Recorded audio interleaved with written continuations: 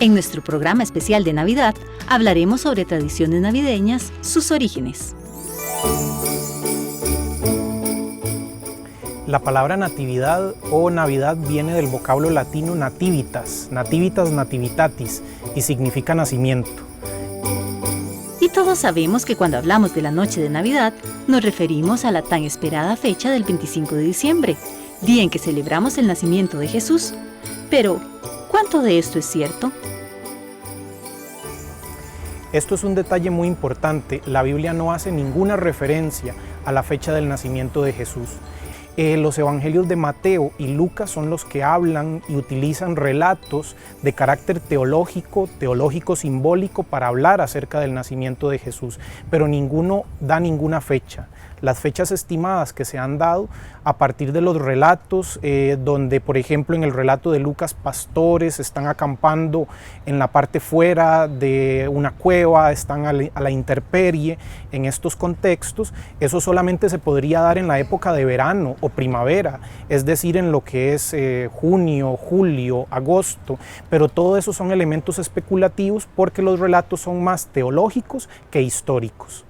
Hay distintos elementos literarios que tratan de combinar las relecturas de la Biblia hebrea en su nueva literatura. Entonces Mateo y Lucas lo que hacen es releer el acontecimiento Jesús, la figura de Jesús, a la luz de los profetas del Antiguo Testamento, a la luz de la literatura sapiencial, es decir, de sabiduría del Antiguo Testamento, para hacer calzar y coincidir a Jesús con esa figura esperada como un rey de Israel, como el Mesías. La designación del 25 de diciembre como fecha para el nacimiento de Jesús nace a partir del encuentro cultural de distintas tradiciones religiosas del mundo antiguo, festividades llamadas entre comillas paganas, todo aquello que no es judío, es una designación étnica nacional. Pero el antiguo Imperio Romano celebraba en diciembre dos festividades importantes. Una, los Saturnalia o los Saturnales, que desde el 17 de diciembre hasta el 23 de diciembre conmemoraban sacrificios al dios Saturno, y además de esto celebraban cenas, adornaban sus casas con ramas verdes, con velas y demás, para poder esperar al 25 de diciembre, donde estaba la segunda gran celebración, que es la celebración del Natalis Solis Invictus, es decir, del nacimiento del sol invicto. A partir de ese día, los días empiezan a durar un poco más, porque vamos camino a la primavera, camino al verano, donde los días serán mucho más largos. Por lo tanto, el 25 de diciembre es el día en que nace el sol y va dirigiéndose a una mayor amplitud de horas de luz. Las dos fiestas, las Saturnalia y el solsticio de invierno, fueron el conjunto ideal para que en el año 350 el Papa Julio I promoviera la fecha del nacimiento de Jesús este día como una forma de ir sustituyendo las costumbres paganas por costumbres cristianas. Este fenómeno es un fenómeno que algunos podrán llamar de remoción, de imposición cultural, pero es un proceso que existe en todas las culturas de la humanidad, donde hay encuentros de diferentes tradiciones, cultos mistéricos y demás. Entonces, los padres y las madres de la Iglesia llegan a considerar que en realidad la verdadera persona que ilumina a la humanidad, el verdadero sol de justicia que nace, es Jesús, y por lo tanto se coloca la festividad de su nacimiento el día del sol invictus, del nacimiento del sol. Ya había un intento previo en Oriente de colocar otra fecha para el nacimiento de Jesús, era el 25 de marzo. No obstante, tuvo más éxito este sincretismo o este vínculo cultural con el sol invictus. Entonces el 25 de marzo no desapareció del todo. En el calendario de las iglesias históricas del cristianismo antiguo, esa fecha fue pensada así porque en el calendario judío, que estamos hablando meses distintos a los nuestros, Jesús muere un 14 del mes Nisan. En el calendario nuestro es un 25 de marzo. Y había una tradición judía antigua que consideraba que los grandes hombres, los grandes héroes, nacían y morían la misma fecha. Entonces ese 25 de marzo quedó allí colocado en el santoral de las iglesias históricas como la fecha del embarazo de María. Se llama la Anunciación, y si usted cuenta del 25 de marzo al 25 de diciembre hay 9 meses exactos para el proceso de gestación. Cuando hablamos de la historia bíblica, en realidad tenemos que decir que son las historias bíblicas, porque los relatos del nacimiento de Jesús en Mateo y en Lucas son totalmente distintos entre sí, inclusive contrapuestos. Por ejemplo, en el relato de Mateo, Jesús nace en su casa. No hay ninguna referencia a un pesebre ni a una migración que tengan que ir, sino que se dará posteriormente. En el relato de Lucas sí se habla de un pesebre, para colocar allí al bebé y allí donde nace. En el caso del relato de Mateo, por ejemplo, lo visitan magos de Oriente. En el de Lucas no, en el de Lucas lo visitan pastores. Y esos son elementos que usted y yo conjuntamos en el portal, pero no nos damos cuenta que provienen de relatos diferentes. Y las tradiciones posteriores, por ejemplo, las imágenes de árboles nevados, decorados y demás, eso provendrá del siglo IX, cuando los procesos de evangelización, de imposición del cristianismo en el norte de Europa se va a desarrollar y va a llegar a zonas como lo que hoy es Noruega, Finlandia, las partes nórdicas de Europa, y allí, por lo tanto, diciembre, estamos hablando de un contexto nevado, oscuro, donde se necesita luz, y todas esas imágenes van a ser mezcladas. La Navidad, que hoy día conocemos, es un proceso de construcción de varios siglos, donde intervienen elementos, por supuesto, bíblicos, del judaísmo antiguo, elementos paganos y elementos también propios del marketing contemporáneo del siglo XX. Es más, en Lucas se da una migración por el hecho de un censo donde José tiene que inscribirse, es decir, ellos viven en la zona de Galilea, en Nazaret, al norte, y tienen que inscribirse en un censo por parte del emperador Quirino, y por eso viajan a la zona de Belén, de Judea, de Betlehem, para poder inscribirse en el lugar de nacimiento y allí colocar entonces el nacimiento de Jesús durante ese viaje. Históricamente esto no es viable porque los romanos no censaban a las personas de acuerdo al lugar de nacimiento, sino el lugar donde usted vive. No tiene ningún sentido que usted se traslade al lugar de nacimiento porque no es el lugar donde le van a cobrar impuestos, ¿verdad? Entonces, lo que está haciendo Lucas es modificando un poco los elementos para hacer coincidir que Jesús nazca en Belén, igual que Mateo lo va a hacer para que Jesús nazca en Belén. ¿Por qué tanta insistencia que Jesús nazca en Belén? Porque en las tradiciones del antiguo Israel, Belén es el lugar del nacimiento del rey David, y David es el elemento central del mesianismo, es la esperanza mesiánica. Jesús tiene que nacer donde nace su antepasado David para poder coincidir y decir, este es el Mesías esperado, el nuevo rey de Israel.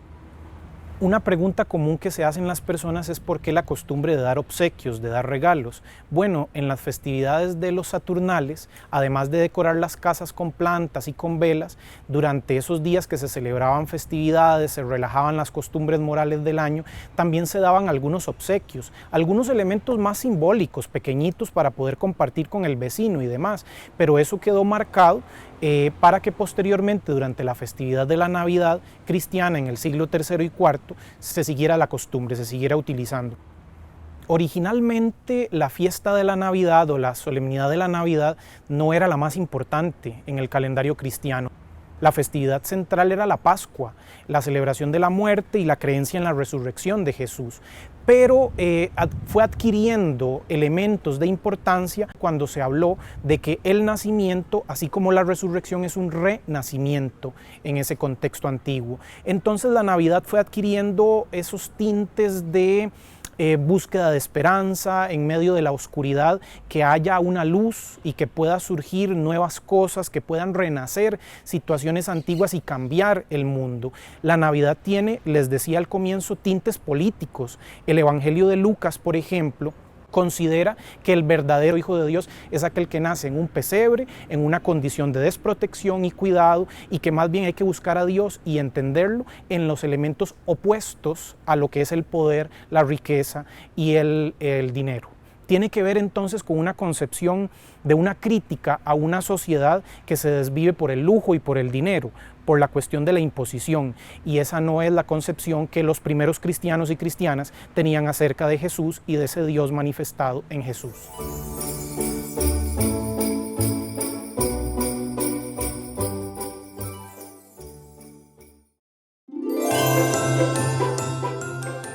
Santa Claus es de esos personajes o esos pocos personajes que tienen tanta relevancia en nuestra cultura porque ha llegado a unificar muchos significados, especialmente respecto a la celebración de la Navidad, celebrada por las comunidades cristianas, por otras religiones y también por personas o sectores seculares de la sociedad. Y bueno, este personaje forma parte de ese rito de final de año, de cierre de año, que viene por decirlo así, a señalar cómo un periodo de tiempo termina. Y creo que socialmente es una figura que se ha vinculado mucho con la relación entre Navidad y consumo, en el sentido de que Santa Claus es una figura que bueno, es adoptada por toda la publicidad, digamos, que surge en Navidad, y también desarrolla una serie de actividades alrededor de cuyo objetivo es meramente económico. Entonces estamos hablando de una figura, digamos, que tiene muchos matices, ¿verdad? Que es una figura que creo yo sería incorrecto decir, digamos, que es buena o mala, porque, digamos, al final de cuentas, alrededor de esta convergen no solamente muchos significados, ¿verdad?, sino muchas prácticas sociales, hasta propias actividades que las personas han ido desarrollando en su propio seno familiar, en su propia vida cotidiana, alrededor de esta figura. Pensemos, qué sé yo, en un ejemplo en que el papá de una familia, o el tío, el abuelo, se vista como Santa Claus, y esto se vuelve una tradición familiar, ¿verdad? Entonces es una figura que aglutina, por decirlo así, muchos aspectos, digamos, que la sociedad contemporánea, occidental principalmente, le da mucha importancia. Hay un aspecto que yo considero que es muy importante que suceda alrededor de la figura de Santa Claus, que es el moral. ¿Por qué? Porque ¿cuál es la historia de Santa Claus? Si las niñas y las niñas se portan bien, al final de año van a obtener, ¿verdad?, una recompensa, que es un regalo que va a ser traído por Santa Claus. Y esa, por decirlo así, esa enseñanza, digamos, tiene un valor muy moral y ético muy importante en el crecimiento de toda persona niña, ¿verdad?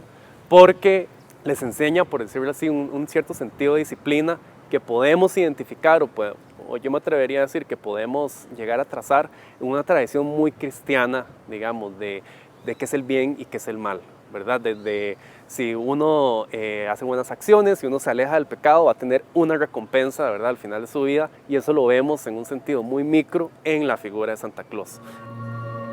Bueno, este personaje tiene una trayectoria muy larga que se puede rastrear desde la antigüedad misma en un obispo, San Nicolás de Bari.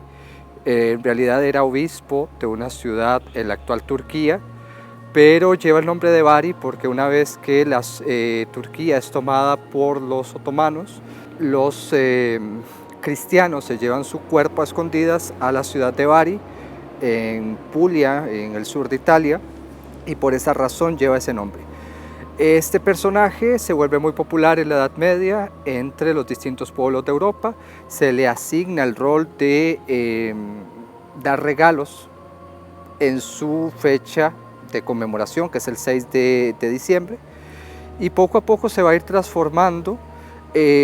Cuando llega la Reforma Protestante, vamos a tener una transformación del personaje. Los países que se acogen a la Reforma Protestante en el siglo XVI no quieren renunciar del todo al personaje, así que lo adaptan. Sin embargo, en lugares como Holanda se mantiene la tradición de un personaje que repartía regalos en diciembre y que se aseguraba de que los niños y niñas pudieran cumplir con algunos mandatos, portarse bien, aprenderse algunas oraciones, el catecismo, etc. Posteriormente, este personaje migra a Estados Unidos, al territorio actual de los Estados Unidos, en el siglo XVII con las migraciones de los holandeses. Ahí se instala en la ciudad de Nueva York la tradición, no muy aceptada al inicio, de Santa Claus, pero posteriormente en el siglo XIX Estados Unidos va a empezar a crear este personaje. Primero a través de cuentos que se difunden en los periódicos, donde ya se empieza a describir un Santa Claus distinto al de la tradición medieval y la tradición moderna, un Santa Claus que descendía por las chimeneas y no por las ventanas como se hacía anteriormente, y que venía acompañado de duendes. Posteriormente, un célebre caricaturista que había trabajado para distintos periódicos en Estados Unidos le va a dar la forma casi actual. ¿Cuándo va a tomar la forma final de lo que conocemos actualmente? En 1931, una campaña publicitaria de Coca-Cola que lo que hace es ir adaptando las distintas tradiciones que tenía este personaje de San Nicolás a lo largo del tiempo, y entonces la campaña publicitaria ya lo dibuja como una persona un poco gorda, con barba blanca, bonachón. Le adapta entonces el traje, ya no es el traje con el que se vestía a San Nicolás de Bari, que era su casulla roja, sino que adopta pantalones, un saco rojo, gorro rojo con blanco, representando el frío del Polo Norte, una zona todavía un poco inexplorada a fines del siglo XIX, inicios del XX. Por esa razón incluso se dice que venía de esa zona. ¿Con qué finalidad? No podemos olvidar el contexto histórico en el que nace Santa Claus. Es una transformación que viene impulsando primero la revolución industrial desde finales del 19, una transformación del comercio y del consumo también en esa época, y lo que quiere la campaña publicitaria finalmente es vender y acercar a la gente a ese personaje para que se estimule el comercio a la época navideña. En efecto, existe una relación entre el personaje histórico y el personaje de Santa Claus que tenemos hoy en día en la Navidad. Se tomó como base el personaje cristiano de San Nicolás de Bari, y luego se fue adaptando poco a poco hasta que se secularizó completamente, acorde con los procesos de laicización y secularización del siglo XIX y siglo XX, y porque en Estados Unidos no querían asociar completamente el personaje a una fiesta religiosa. Querían hacer de la Navidad una fiesta familiar, más no vinculada completamente con la religión. En el caso costarricense en particular, tenemos una situación muy interesante. Aparece tímidamente un Santa Claus en la década de los 30, ya casi con las características que conocemos hoy. Luego en los 40 aparece con más fuerza, pero va a ser hasta después de 1945, o sea, después de que termina la Segunda Guerra Mundial, que Estados Unidos se va a preocupar por impulsar esta nueva imagen de la Navidad, y que Costa Rica la adopta sin ningún problema. Algo interesante es que producto de esa confrontación que hay entre Estados Unidos y la Unión Soviética después de la Segunda Guerra Mundial, este personaje va a ser utilizado por los Estados Unidos como su carta de presentación, mientras que Rusia, en los países que están bajo su influencia, va a intentar combatirlo.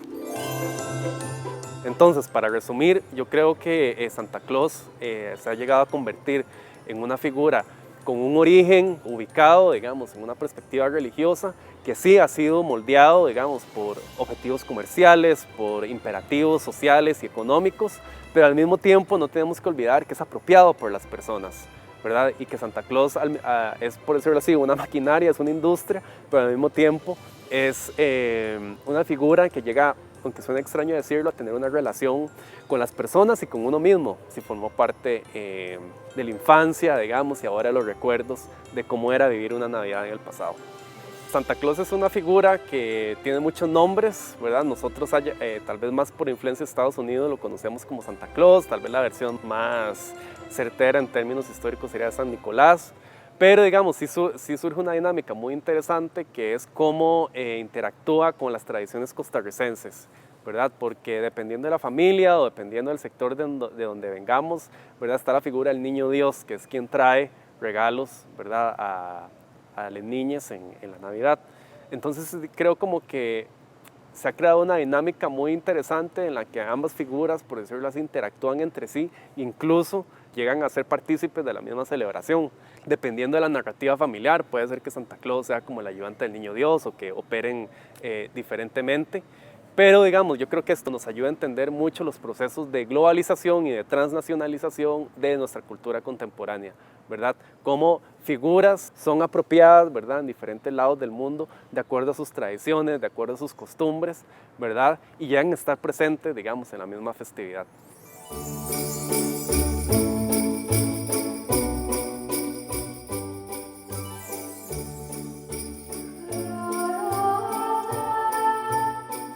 La palabra adviento viene del latín adventus, que significa advenimiento o venida, porque esto es lo fundamental de este tiempo litúrgico, la venida o el misterio de la venida del Señor a nosotros.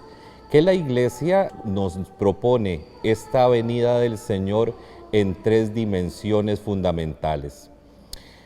Una venida que es histórica, el Hijo de Dios que se hizo hombre y que nació en medio de nosotros para nuestra salvación, pero también el mismo Jesucristo en el Evangelio nos anuncia que Él va a volver.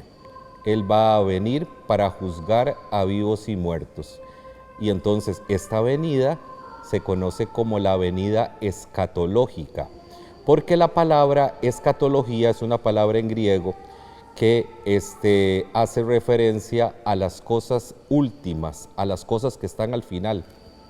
Por lo tanto, la venida o el adviento escatológico hace referencia a esa segunda venida del Señor Jesucristo al final de los tiempos, tal como Él lo prometió. Y hay una tercera venida que precisamente es la que le da sentido a estas 2 venidas anteriores, y es a la venida intermedia. Precisamente se llama intermedia porque está entre la venida histórica y la venida escatológica al final de los tiempos. Y es intermedia porque nosotros no podemos olvidar que Dios, en su amor y en su misericordia, Dios constantemente quiere venir a nosotros. Este acontecimiento o este misterio que es el de la Navidad, el nacimiento del Hijo de Dios en medio de nosotros, la Iglesia previó 4 semanas de preparación para celebrar la Navidad. Algunos se podría preguntar, ¿por qué 4 semanas? Y fíjense que la respuesta está en esto, que en la antigüedad se creía que desde que apareció Adán sobre la faz de la tierra hasta la venida de Jesucristo habían pasado 4.000 años. Y entonces resulta que cada una de estas semanas entonces hacen referencia a cada uno de esos siglos. Por eso la Iglesia fijó la celebración del Adviento en 4 semanas. Ante la estructura del Adviento, entonces aparece en la vida de la Iglesia un elemento que es muy significativo del tiempo del Adviento, que es precisamente la corona del Adviento. Y tiene la finalidad de ir marcando cada uno de los domingos o de las semanas de este tiempo de preparación. Y entonces, a pesar de que nosotros a veces podríamos centrarnos más tal vez en el ciprés, en los adornos y en ese tipo de cosas, el elemento fundamental es la luz. Lo que porta la luz son las candelas, que tradicionalmente 3 son moradas y una es rosada. 3 son moradas por una razón, porque el color litúrgico que utiliza la Iglesia durante el Adviento es el color morado. Pero resulta que en el tercer domingo de Adviento, ese domingo tiene nombre propio, se llama el Domingo del Gaudete, y que significa alégrense o llénense de gozo porque el Señor cada vez está más cerca. Ya solo falta un domingo más, o una semana más, o unos días. Entonces, si usted al morado le pone una gotica de blanco, eso se le va a convertir en rosado, porque precisamente ese domingo se llama el Domingo del Gozo del Adviento. El color rosado lo que significa es precisamente eso. Esa gotica de blanco que convierte el morado en rosado, lo que significa es esa alegría que ya nosotros empezamos a experimentar, porque lo que le da sentido a nuestra vida, que es Jesucristo, cada vez está más cerca. Esas candelas están puestas en un círculo o una corona verde. Ese círculo lo que significa es la infinitud de Dios, Dios que es infinito, así como un círculo que nosotros no conocemos ni el principio ni el final. Y de color verde, porque el verde es el color de la esperanza, que es lo que nos impulsa a nosotros los cristianos a esperar la venida del Señor. Y los otros elementos pues también nos hacen a nosotros referencia de que el Adviento no es un tiempo triste. La Iglesia nos enseña que el Adviento es un tiempo de alegre expectación o de alegre espera ante la venida de Jesucristo, que es nuestro Salvador. El primer domingo de Adviento encendemos entonces la primera candela, y al encender la primera candela también entonces encendemos la esperanza de que el Señor siempre está con nosotros, el Señor ya vino y el Señor va a venir en una segunda venida. Y entonces así paulatinamente vamos encendiendo las 4 candelas que van marcando esos 4 domingos o esas 4 semanas, indicándonos al final, en la 4ª semana o en el 4º domingo, que ya la luz del mundo ya está por venir y que tenemos nosotros que salir con la lámpara encendida para recibirlo.